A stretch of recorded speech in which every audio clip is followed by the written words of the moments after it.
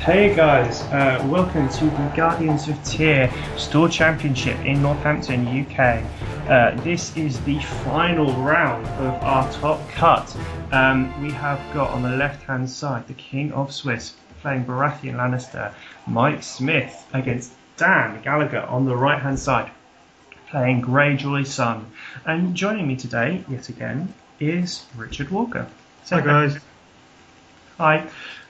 So we saw yourself getting knocked out in the previous round. I think at this point, sad times. absolutely. And I think at this point in time, I can't remember if you'd gone down to the pub yet or not. No, I was behind Mike playing my third place playoff. Ah, yes, playing our third place player because we had medals for first, second, and third. So seeing if you could get squeezed into that third place, which you did. So congratulations. Thanks. How's that for a setup? Oh my god. 5 characters. That is quite impressive. Versus, Wildling, Scout and Tyrion. So actually not a terrible setup on Mike's side. He's got that economy in Tyrion. But look at those characters. Look at those characters. Dan's got to be feeling happy with that setup. Absolutely. I think seeing that Lordsport shipwright against Baratheon early is so nice. Being able to control their locations using it is brilliant. Yeah, if he's controlling initiative, he should be happy about that. Yeah. And the other really nice thing is just the icon spread. I mean, he's got an intrigue, he's got power, but he's also got that 2-cost character. Ooh. So, going for heads. Spiked on heads versus a calm over Westeros. Dan wins the initiative. He can kneel the red keep if it comes out. And look at that, it's Stannis. Oh, killing Stannis. So, we didn't see Stannis in the last game, but obviously Mike is running it. Seeing that card getting killed early on as Greyjoy is quite nice. I, very, very unfortunately at this event, played Dan and found that he was running a card that we don't see very much in our meta, naval superiority. So, yes, he was. I'm going to play this video is he hit with naval. Well, you know, it's worth pointing out at this stage that Dan and Mike are both from Stoke. They both travelled to Northampton together. And they're both pretty familiar with the other deck. So Mike knows he's running naval. He knows that. So he should be, he should have a very good idea of what Dan's trying to achieve. You'd expect him to play and control the key threat to counter that. And one just hit the board, a very important one. Asher. Now, I think Asher, with her built-in stand, if you can get her so that she stays standing against Baratheon, she can do a lot of work for you because she can effectively get those multiple challenges off using a single character. The difficulty I always find is while she's extremely efficient, because she's so efficient, she becomes a big target for that kneel quite early on against Baratheon. Yes, I completely agree. As someone who plays Greyjoy mainly, I'm always happy to see Asher in the early game. But of course, if she does get knelt, that stealth is not an option for you. It'd be interesting to see what Mike picked for his calm over Westeros here. I'm assuming it's military. So comparing their board states, you would have to assume that he's going to want to kind of protect against the military, help himself get set up. So in that kind of longer game kind of control strategy, and he's controlling that King's Road straight away. Just as we said, being able to control those burst economy locations against Baratheon is quite key because it prevents them from getting out some of the bigger characters and getting the board presence that they need to effectively control the board. Agreed. Although we do know he's not going to be marshalling Stannis anytime soon. Thank God. I bloody hate Stannis. I don't know if Mike is running. That looks like he's played down there. So I think that is an absolute testament to the level of play happening here. The fact that Mike went, okay, he's got the Lord shipwright out. Let's lay down the location, tempt him into kneeling it, and then I can play my red keep out so that I can use my red keep. Very clever play. Yeah, I really like that. As a player, I think that's serious respect and real proof as to show why Dan's got to the final here. Well, you can see Dan has some free challenges here. He can find Tyrion. which means he's only got a reducer and a wildling scout to get past. So Mike's losing a power challenge this phase. So which means that red keep standing with irrelevant. Yeah, this early aggression from Greyjoy can really snowball if you don't get it under control. And I think if the next round, if Mike doesn't have a really good marshalling and actually get some good characters out on the board, this game could really snowball quickly. Oh, yeah. And he's just taken Jamie with an intrigue challenge, so he has got magic fingers today. He's doing very well today with a setup like that. Getting Asher out, taking Stannis and Jamie out of his hand. Mike's got to be feeling concerned. He's 5-0 down. Yeah, and this is what I found against Dan on the day, is this Greyjoy Sun deck that he's running is just so fast. The first turn, he's on 5 power already. And this is what happened to me, is I was playing a Lannister Rose deck and he just shut me out so quickly. He just closed. I think it was second round, he'd won the game. He's just so fast with it. Yeah, the Greyjoy deck is probably one of the best rush decks at the moment, along with Tyrell. Of course, Balon. Balon's a thing. Yeah, absolutely. And I think the thing that I really like about 2.0 and about the state of the game at the minute is ambushing in the Hound there, which is really nice. Getting that unexpected character out onto the board so that he can get off a challenge of his own and try and claw back some of that power. That's the thing with Tyrion, providing your 4 gold.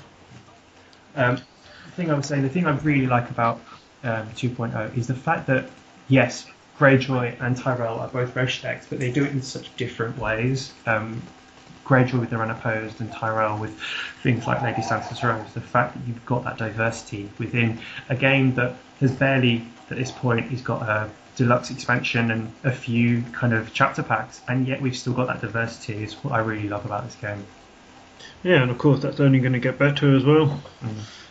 I think we're just about starting to see some of these kind of alternate themes within different houses really start to get fleshed out, where we'll get some more difficult decisions when it comes to deck building.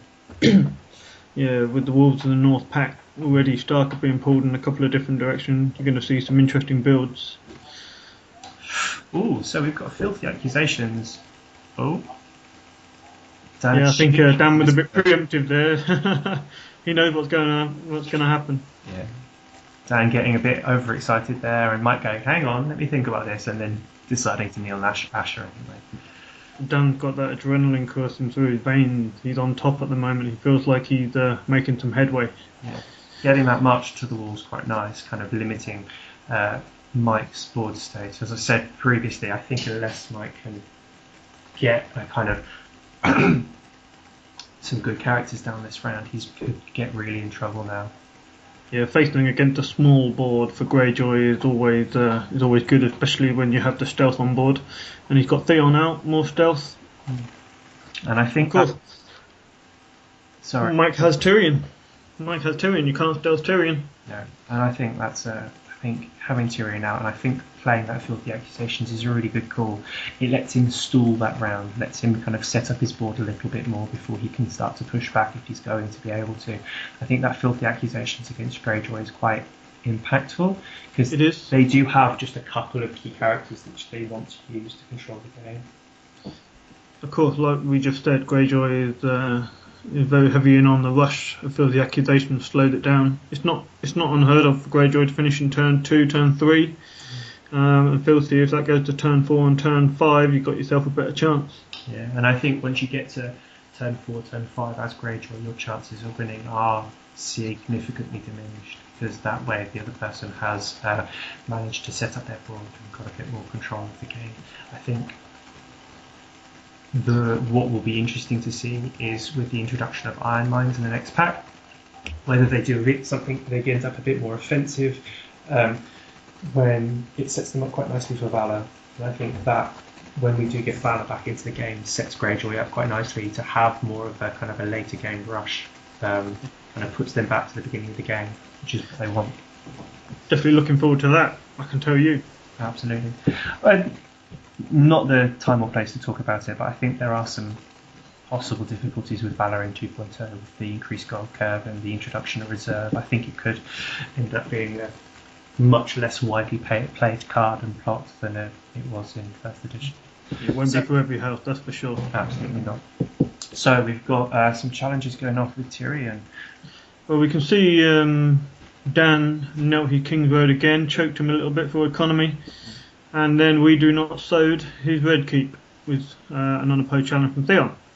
And I think the being able to get rid of that draw against Baratheon, because they're a control deck, they need their cards. They need cards more than a lot of other houses. They do. Yeah, so as you can see, Mike's only got 3 cards in hand now. Not a position he was in the last game in the semi-final. No. So again, he managed to get the Hound out with his Tyrion money and the support of the people. Just what he needs. Any guesses what he's going for? He's got to be a Red Keep. Got to be a Red Keep. You think so?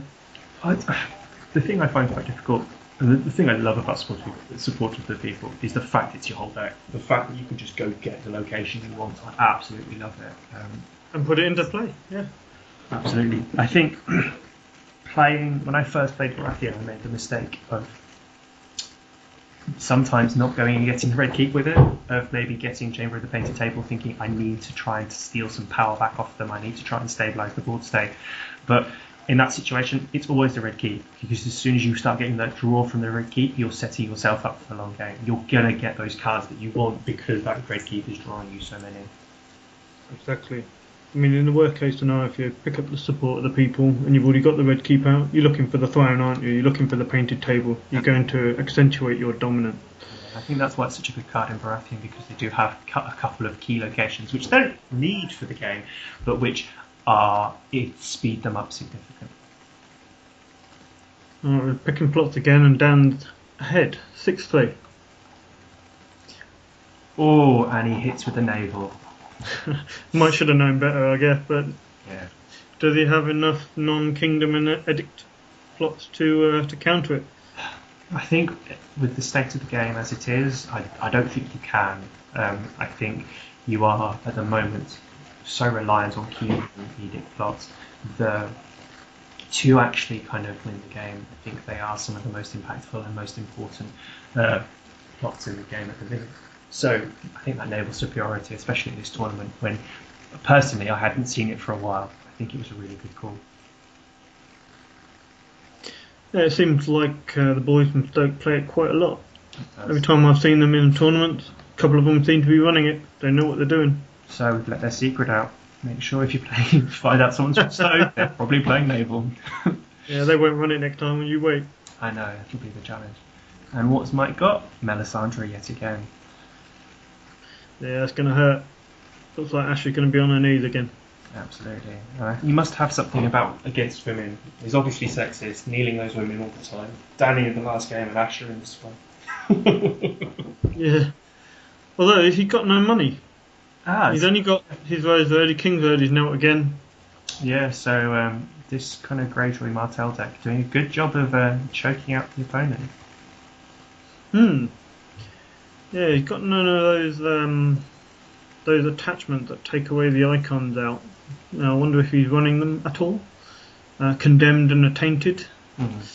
Against Barra, it might be nice to have a few condemned, take away their power, control the Red Keep a little bit. Yeah, and control Tyrion, because if you can get rid of his power or intrigue icon, he becomes a much less efficient character, and actually much less difficult to deal with, because you're effectively removing his stealth of the challenge. But of course, you still get his money, which Mike is using almost solely for the Hound. Yeah.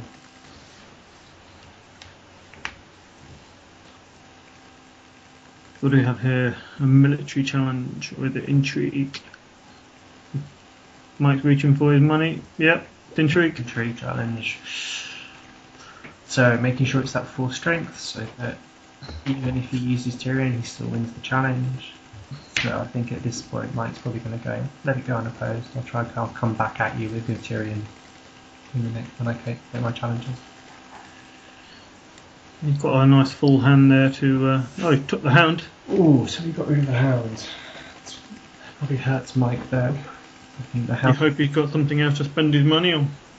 Absolutely. I think Yeah, removing the Hound from the game now, I think, significantly hampers Mike because it slows him down, removes an impactful character that he's got, and also means that potentially there might not be anything for him to do with that Tyrian gold. Well, Dan has 2 characters standing, both with stealth. A lot of people are saying that Greyjoy are a go first faction. You can see in this example why that might not be the case. Yeah. 2 stealthers, 4 people, 1 you can't stealth par. How are you going to get unopposed at this stage? Sometimes it's better to go second. Absolutely, and I think that's one of the things I really like about what they've done with Greyjoy in 2.0 is stealth inherently. I think is always better second. As a stealth character, if you've got stealth on the board, going second is flat out better because they have to kneel out their board, and then you've got less characters to contend with. There's a smaller board state of standing characters that you have to deal with stealthing past them, and by pushing their tech with going first, what you effectively do is you control the power curve of their stealth by forcing them to go first if they want to use those tools like the Raiding Longship and Kraken's Grasp. And I really like that.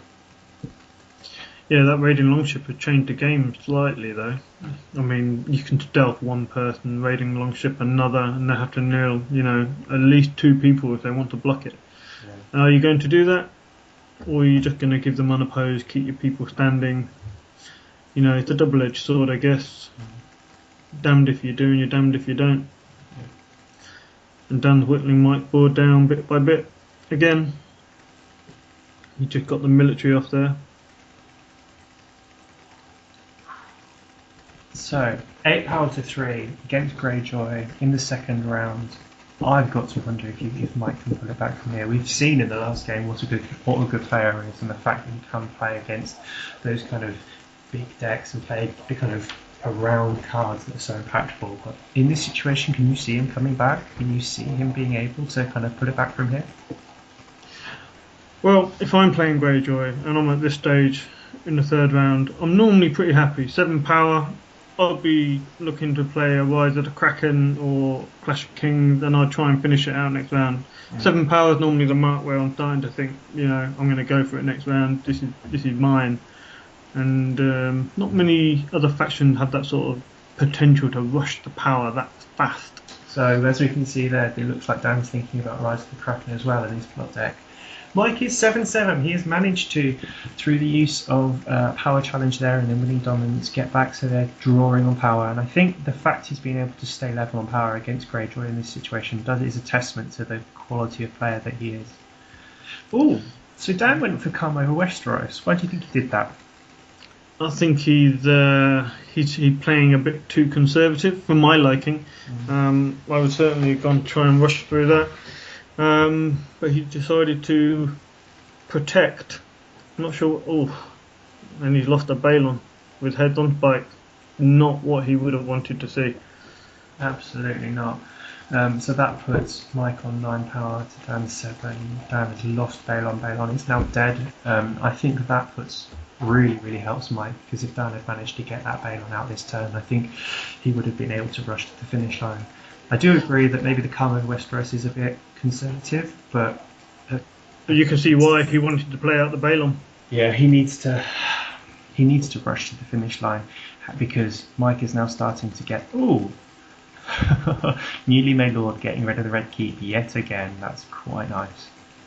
I think that Mike did start to get off those the draw with the Red Keep at the end of last round, so he's now got quite a few cards.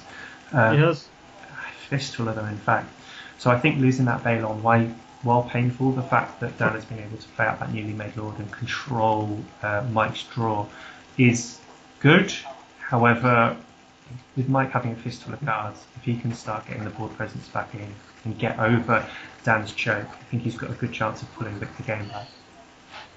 Yeah, Mike's got to be feeling happy, especially after losing Stannis and Jaime so early. He managed to stay in. He's actually ahead now with that head-on fight. Yeah. And not only that, Balon dead. He's got to be feeling quite happy about this. Yeah, I think this is it's always quite nice watching games. You can always see tipping points of a game where the kind of the ebb and flow of almost the story that you see in a game. And early on, you really saw that aggression really being pushed by Dan. But because he's been so aggressive, Mike has been able to get off quite a few unopposed challenges and been able to steal power back there and kind of stay on par. And I think that heads over spikes might have pushed him over the edge where he can maybe start to kind of pull ahead in this game, and we'll see what happens.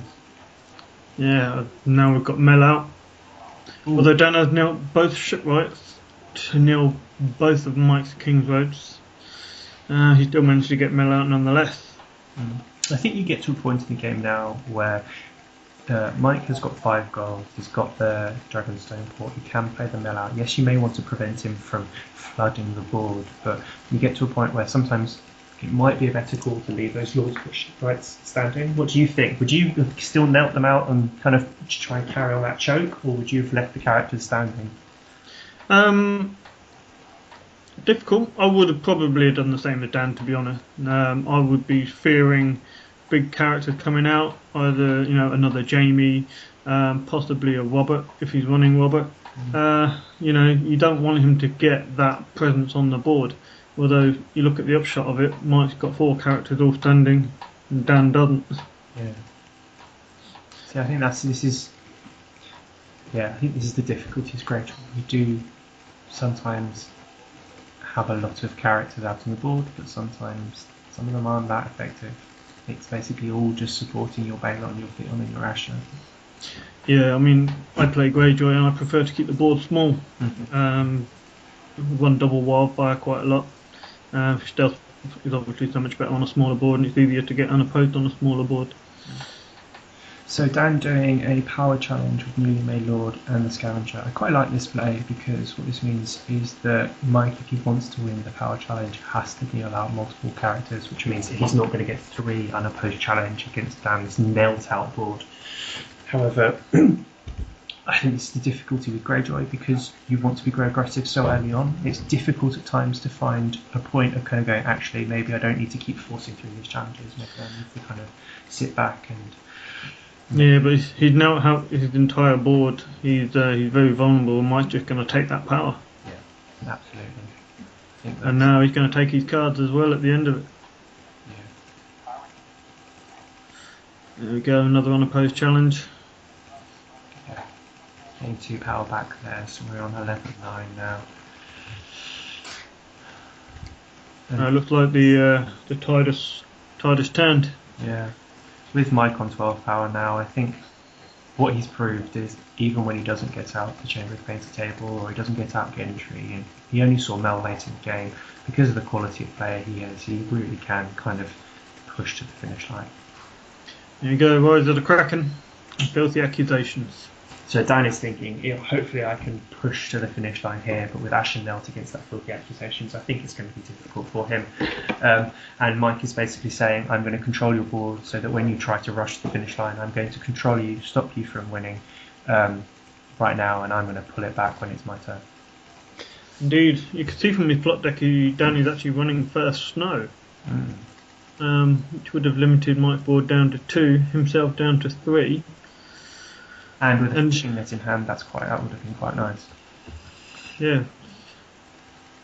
Yeah, with first snow, he would have had a Mel and a Tyrion out, plus whatever else he had in his hand. And not that much gold to pay for it. Yeah, I agree. I think first snow might have been an interesting choice right now. I think probably what Dan is thinking is, I've got a lot of small characters on the board, and I don't want to play them out again. Mel and Tyrion are both quite effective characters. Whether you play one or the other, I think it's probably 50-50. I think Dan's just thinking, I need to get to the finish line as soon as possible. I don't want to give him any chance to kind of control and win the game. I need to win before he can. I mean, in retrospect, if he had played first snow, he would have had Asher, Theon, and Newly Made Lord, and 2 of them would have been knelt. Yeah. That wouldn't have worked for him at all. No. So I think because Asher and Theon are knelt, because of the filthy accusations, I can't speak now, and because of the firing followers, I think he's going to struggle to make the most of that Rise of the Kraken now. I agree. He's got no stealth. It's not looking good. He's going to get any unopposed challenges. He's probably not going to get those 2 powers, which is the whole point. You play Rise over Clash of Kings. Mike playing out at least, not doing what he did in the previous game, holding those raw characters back. He's on 12 power. He wants to get those characters on the board to prevent Dan from pulling off any of those 2 claim challenges, so that he can then win when it gets to his turn. It's a real testament to how Mike's played his deck, and he's controlled, Dan so well to come back from that bad start. To come back, he hasn't lost his cool. He's been calm and composed the whole way through. He knows exactly what he's doing. Yeah, and I think this is a real testament to, against what a lot of people say about 2.0, about how, like, if you kind of win at the beginning, you've won the game, and there is no way to come back. I still think there is. I think it's just a lot more difficult than it ever was in 1.0. I think it's a lot more difficult without Valorant. You think?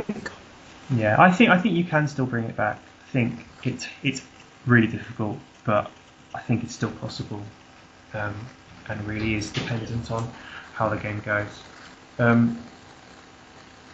Yeah. So Dan is just thinking about what he's going to do at the end of the game. He's going to try and get power challenge, power from Mike. See what happens. Defending and winning that challenge is Mike.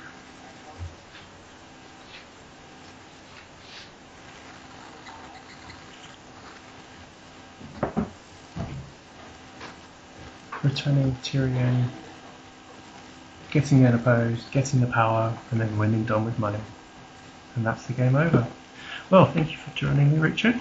That's our game over. We will, in the future, be having some casual games that we'll be playing and uploading with slightly less high value power icons and everything. But I hope you're joining us for those. Congratulations to Mike. Well done on winning your store championships. Well done, Mike. Bye.